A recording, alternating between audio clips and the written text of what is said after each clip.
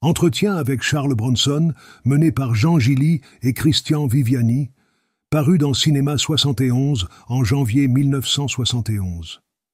Vedette actuelle du box-office, Charles Bronson voit son nom s'étaler en lettres de plus en plus grosses sur les affiches. 4 du Texas devient un film de Charles Bronson et Frank Sinatra. Dans Les 7 mercenaires, il éclipse Yul Brynner et Steve McQueen. Mitraillette. Kelly connaît une reprise inespérée. À quand d'ailleurs la reprise de Propriété interdite, le film injustement méconnu de Sidney Pollack. Son nom a pris une telle valeur que la publicité d'Il était une fois dans l'Ouest négligea de s'appuyer sur le nom d'Henry Fonda. Quant à ses films récents, ils n'existent commercialement que par sa seule présence. La carrière de Bronson a été longue à se dessiner. Pendant plus de 10 ans, il n'a tenu que des rôles de comparse, avec de temps en temps des créations remarquées, notamment dans des personnages d'Indiens sous la direction d'Aldrich, de Fuller ou de Daves. Avec Mitraillette Kelly, pourtant tourné en vedette, il ne parvenait pas encore à s'imposer, et c'est peu à peu, alors que ce visage raviné aux yeux perçants nous devenait de plus en plus familier, qu'il se hissait au tout premier rang, paradoxalement dans des films dirigés par des réalisateurs européens. En pleine maturité, il est né en 1920, Charles Bronson entame une carrière de grande vedette internationale. On peut simplement lui souhaiter de retrouver plus souvent dans ses films des auteurs de la qualité de ceux qui le dirigèrent à ses débuts.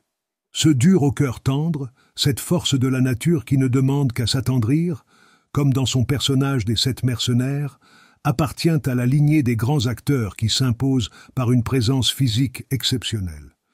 Bronson est un individu complexe, à la fois conscient de ce qu'il vaut et en même temps préoccupé de respecter la public. En somme, il est tout le contraire d'un comédien qui ne compterait que sur sa gueule et ses muscles et qui ignorerait délibérément tout le reste. Direct et simple, il tourne par exemple sans aucun maquillage, parlant sans embâche des comédiens et des réalisateurs avec qui il a travaillé. Il envisage d'ailleurs de faire sa propre tentative de mise en scène avec un scénario qu'il a écrit avec sa femme. Charles Bronson est sans conteste un personnage très attachant.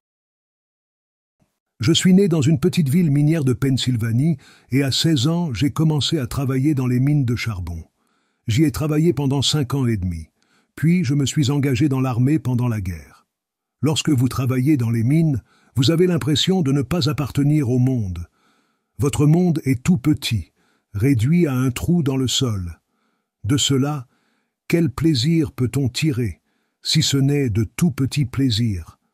Puis, de toute manière, on travaille si dur que l'on n'a pas le temps de penser à prendre du plaisir. Dans les mines de charbon, vous vous sentez inférieur, vous ressentez un grand complexe d'infériorité, parce que vous savez que vous faites le pire travail au monde. Il n'y en a pas de plus bas. Depuis ce temps-là, j'ai découvert qu'il n'y avait pas de pire travail. J'avais l'habitude de marcher dans les rues de la ville la plus proche, et parfois je me sentais si inférieur que je prenais les rues détournées plutôt que la voie principale. Car lorsque l'on travaille dans les mines de charbon, on emporte les marques partout sur le corps. La poussière noire colle autour de vos yeux, et si vous essayez de frotter pour qu'elle parte, vos yeux deviennent rouges, vos mains sont dures, rugueuses comme la pierre. C'est véritablement un complexe d'infériorité. Vous ne vous sentez pas comme les autres. C'est ainsi que lorsque je me suis retrouvé dans l'armée, cela me semblait facile et me convenait fort bien. Je me servais d'une mitrailleuse, et pourtant c'était très facile car, après le travail dans les mines, rien ne pouvait plus être difficile. Dans l'armée, c'était comme si je découvrais le monde. J'ai découvert que les gens n'étaient pas différents de moi.